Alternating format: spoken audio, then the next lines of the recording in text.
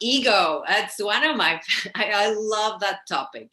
And me and my brother, by the way, often disagree on how we define the ego. Again, reality is individual.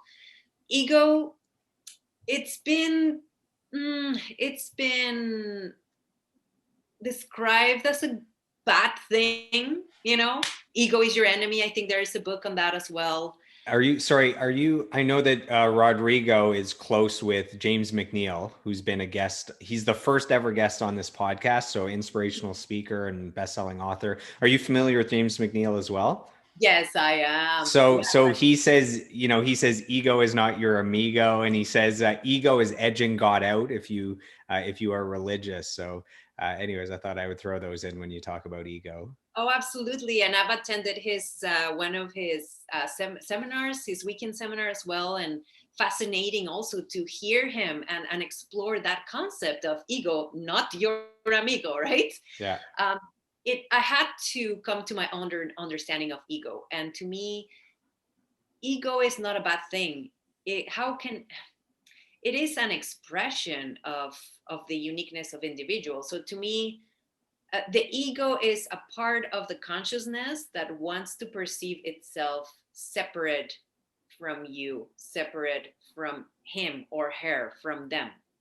Because my personality as Alejandra Diaz Mercado is tied to that separatedness. There can only be one Alejandra Diaz Mercado. There can only be one of me who has painted the paintings that I've made, written the book that I have. So to me, the ego is that separated part of you, part of the collective, right? To put it that way.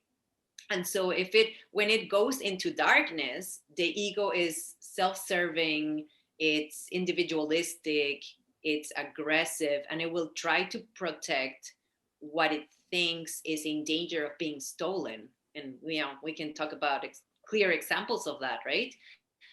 So there is an ego in balance.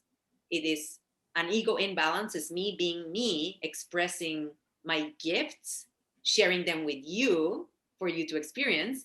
And there is the ego out of balance, me, that's saying, oh, how could my brother write his book first?